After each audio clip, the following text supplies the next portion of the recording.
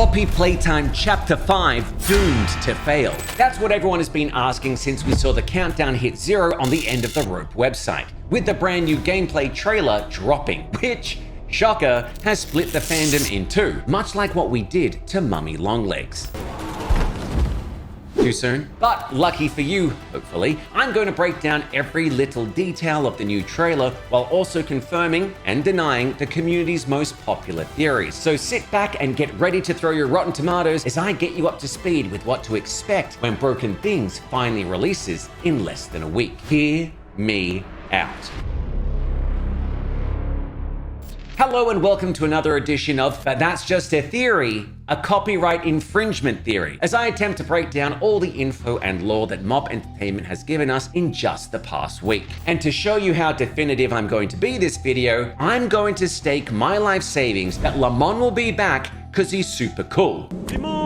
Barry will be forgotten and not seen. Kissy will be the only one to calm Huggy as they've been searching for each other since the Hour of Joy, with the motif being that because they're both missing their hands, they can only be complete together. And also the fact that Giblet, this dude, is the one responsible for this weird baseball staff thing. Okay, now that I've hopefully proven I'm a man of my word, let's get controversial and talk about Rumi. Sorry, Lily Lovebraids. I made a post on my community tab when I asked you what would happen when the countdown hit 0. And a lot of you got it right, but also I got it more right as I said we will see the entirety of Lily Lovebraids, because I'm a professional. As the other faceless doctor is Preston Wallace. Okay, sure, maybe apart from that, I screwed that up, okay? But that doesn't change the fact that I believe Lily Lovebraids is actually this woman that we saw in the Chapter 5 ARG. A woman whose purpose was to entertain and reprogram the experiments through songs, dare I say, lullabies, making them believe they were their new bigger bodies persona and marketing names. Much like how we saw Catnap being hypnotized in a lullaby room in front of a TV screen before saying his bigger body's name. It's also in the trailer that we get a lot of information on how we're going to deal with her, starting with this. You can see right here that we've acquired a new star gadget on our wrist that seemingly tells us Lily's mood, perhaps to warn us where she is because she also wears stars. But what's really interesting is that Lily seems to be quite mad. Not as in angry, as in crazy. Because when we briefly see her, she's talking to a cat's head being held up by her sentient hair. And the surroundings are very reminiscent of a doll's house patterned in all the same colors. It's also worth noting that we seem to be seated at the head of the dinner table, which is sitting baby Longlegs, and echoes the dinner scene in Texas Chainsaw Massacre, where they are being held as a prisoner, and dare I say, may also be a nod to the Mad Hatter's tea party in Alice in Wonderland. If this is true and Lily is a modern depiction of the Mad Hatter, that means she's forever stuck in a certain moment of time and may explain why she looks untouched. We'll get to her design later, but what if Lily has no clue what is happening outside her lullaby dollhouse? What if she doesn't even know the Hour of Joy took place? Instead, she has set up these broken toys because she believes they're still all alive and has never ventured outside and discovered that play care is no more. Which means, with us being her first interaction with the outside world, she may get a reality check which starts her playing hide and seek.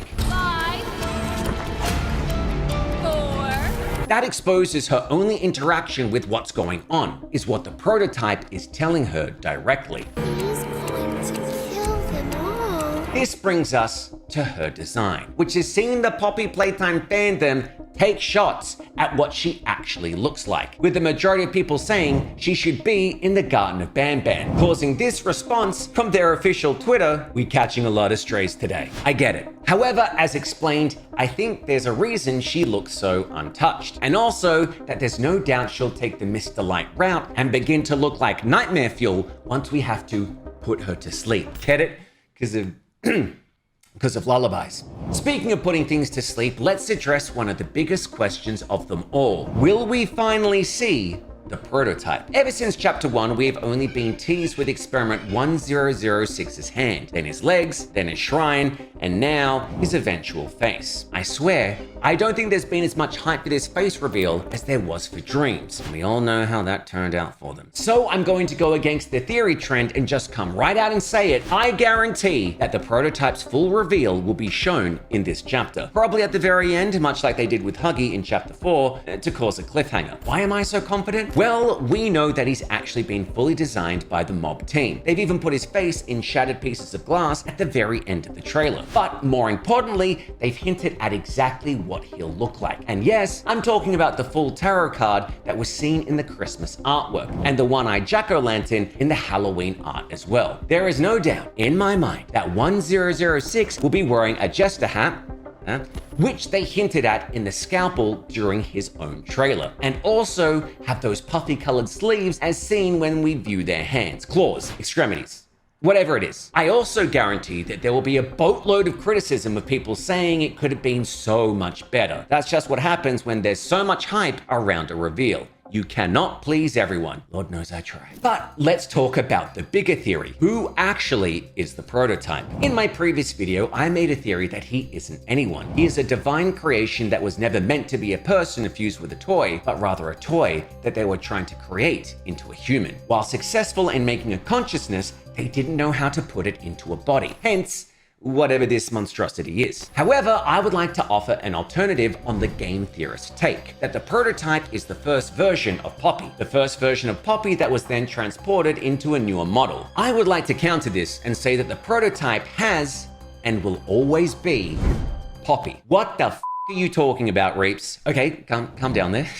As children. The name prototype means the first version of something that copies are then made of. Poppy was always the reason why the experiments were made in the first place, with the initial intent to bring back the deceased daughter of Elliot Ludwig. So what if they were successful and brought Poppy back in their first prototype, but she was like a vegetable inside a body that wasn't hers, and one she couldn't control just yet? What if her father Elliot then died before he could come up with the method to get her consciousness out of that body that was now her prison? Because with Leafbeard taking over, he was more interested in the prospects of wealth and immortality than getting Poppy outside of a crude mechanical body. I mean, with Elliot gone and now becoming the new leader of Playtime Co., Leaf decides why not lock her away and throw away the key until they know how to dispose of her properly. He never cared about Poppy after all. That was never his goal. That was her dad's goal. The only thing that he wanted was her voice. So with Poppy inside her new cell, she began to be able to control the mechanisms of her new body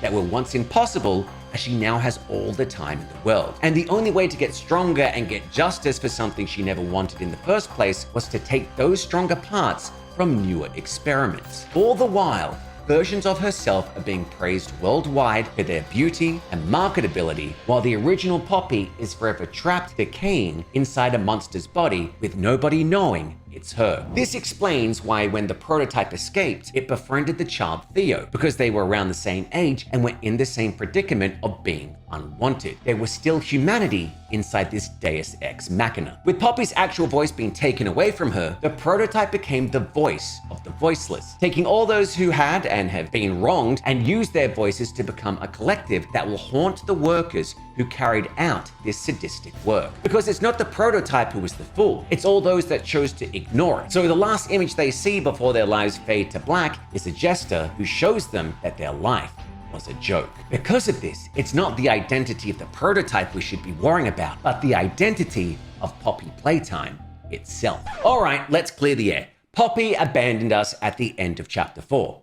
Bye, have a great time. And to me, that's a pretty mean thing to do, especially because Kissy got crushed and left for dead. So imagine my shock when we see Poppy and Kissy together again in the trailer. It's a bit of a head scratcher, especially the fact that Poppy's eyes are clear as day, while in previous chapters it looks like she's been decaying with blood red eyes, that old pink eye. And the only reason I can think that this is the case is because she got her hands on some of the Poppy Gel. Poppy Gel is the substance we've seen in all the trailers that basically give the toys their life due to its healing qualities. Let's not actually mention the fact that poppy seeds can get you high as IRL due to being the main component of opium, but stick with the PPU, the Poppy Playtime universe, that this gel has regenerative capabilities. So I assume Poppy went Augustus Gloop and is now feeling a whole lot better. In fact, I think there may be a fake death where one of the characters are resurrected due to the Poppy gel. Could even be us.